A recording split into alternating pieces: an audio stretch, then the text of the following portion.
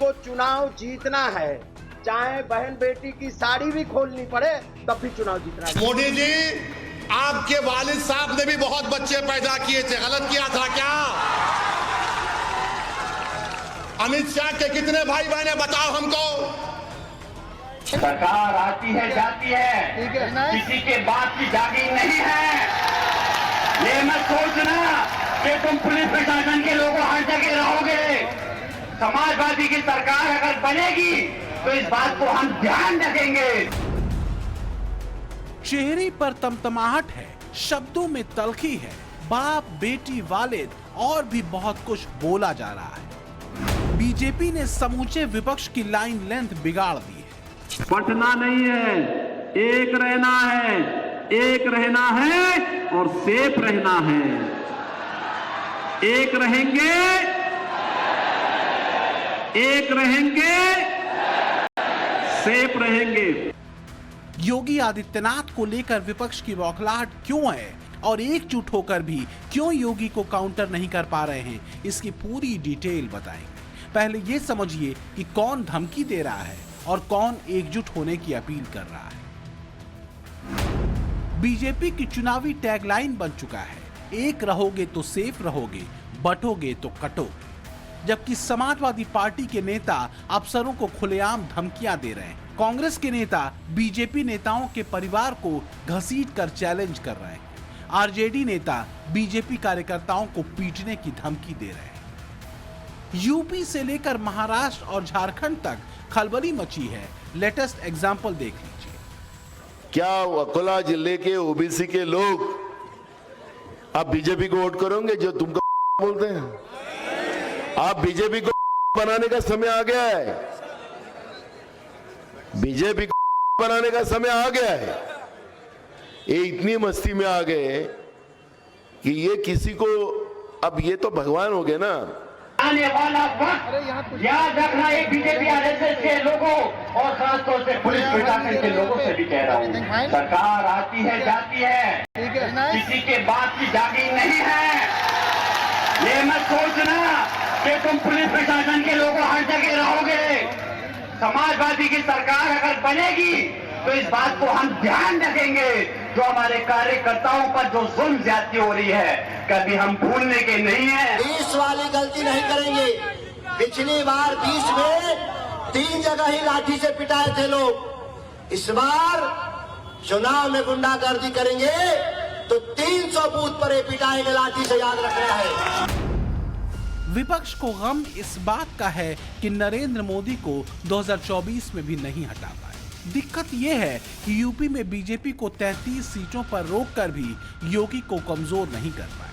हरियाणा में सब कुछ फेवर में होने के बाद भी बुरी तरह हार झेलनी पड़ी। अब समूचे देश में जब बीजेपी हिंदुत्व की डगर पर आक्रामक है तो पलटवार में मोदी के परिवार और योगी के कपड़ों पर बयानबाजियां हो रही।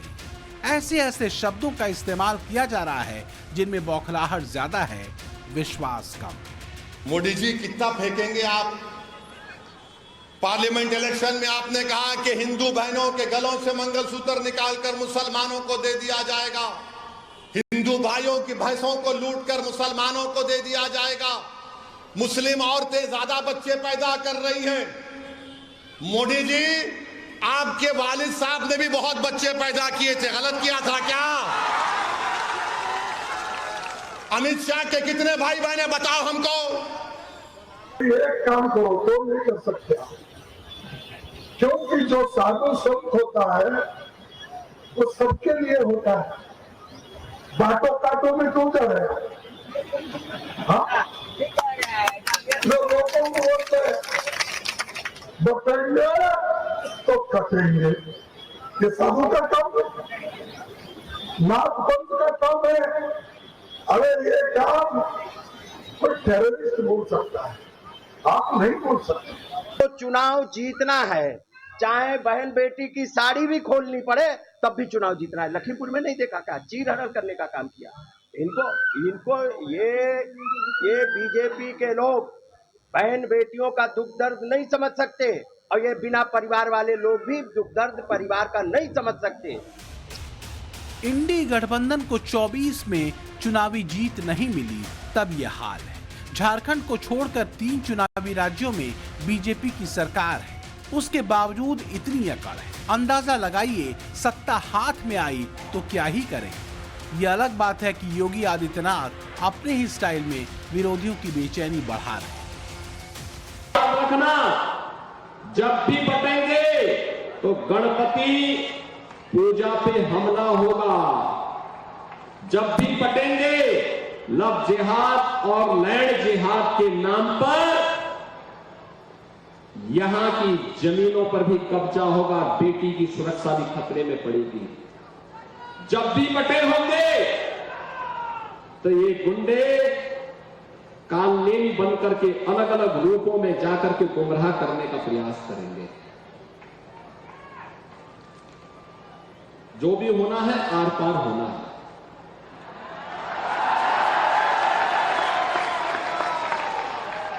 हां भी और ना भी नहीं, या तो हां होगा या ना होगा। योगी आदित्यनाथ का एक नारा और विपक्ष उसी में उलझ गया है। ये वो स्ट्रेटजी है जिसकी काट मोदी और योगी विरोधियों में किसी के पास नहीं। समाजवादी पार्टी के पीडीए कार्ड को इसके जरिए ध्वस्त करने की कोशिश है। कांग्रेस के मुस्लिम वोट बैंक वाले दांव को ध्वस्त करने का सलूशन बीजेपी इसमें देख रही है। विपक्ष के संविधान वाले नैरेटिव को इसके जरिए जवाब दिया जा रहा है। पिछड़ों और दलितों को एकजुट कर बीजेपी के पाले में लाने की कोशिश है। बीजेपी को यकीन है कि 2024 वाला पैटर्न इस बार नहीं दिखाई देगा। यह अलग बात है कि शब्दों की शालीनता को पार करने वाले विपक्षी योगी की भाषा पर ऐतराज जताते हैं, योगी से किसी तरह के खतरे से इनकार करते हैं। जो मुद्दे बेस्ड होना चाहिए कैंपेन, वो नहीं हो रहा है।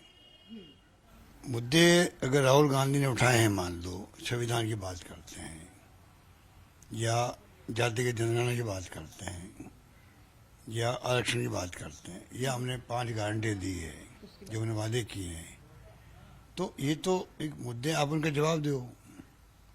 पर आप जो है बटोगे तो कटोगे, ये तो सेफ है। ये कहाँ की राजनीति है? आप सीधा जनता को धमका रहे हो, डरा रहे हो, ये अच्छी बात नहीं है। जिस प्रकार की टिप्पणी भारतीय जनता पार्टी पर नाना पटोले ने की है, इससे हैरानी नहीं होती। तो कांग्रेस की मोहब्बत की दुकान नहीं, कांग्रेस के पास केवल नफरत का सामान है और केवल गाली गलौज की जुबान है, और ये इसका एक और प्रमाण है। अब क्या राहुल गांधी नाना पटोले पे कार्रवाई करेंगे? एक राजनीतिक दल जो तीसरी बार सरकार बनाता है, जिसे करोड़ों लोग वोट करते हैं, तो ये तो वोटरों का और जनता का अपमान किया है नाना पटोले ने। हजरत अली सपा के नहीं है, हजरत अली सबके हैं, कड़ कड़ के हैं।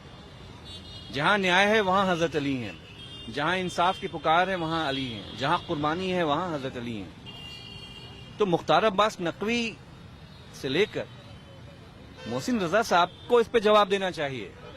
ये दिन आ गए हैं, आपको 9 सीटों पे शिया हजरत के चुनाव के वोट नहीं चाहिए। जिस तरह से समाजवादी पार्टी हमेशा अली अली की रेट लगाए रहती है, लेकिन आज जब उपचुनाव को नजदीक देख रही है और जब मुख्यमंत्री योगी आदित्यनाथ जी ने सबको एकजुट रखने की अपील कर दी, तो अब समाजवादी पार्टी बौखला गई है और इसलिए समाजवादी पार्टी अब अली के साथ बजरंग बली को याद करने का प्रयास कर रही है। लेकिन ये चुनावी रूप से आप अली या बजरंग बली को देखेंगे तो न अली साथ आएंगे न बजरंग बली साथ आएंगे। आप मजहबी तुष्टीकरण का जितना भी गाना गाएंगे, आपको जनता उतना ही खारिज करेगी।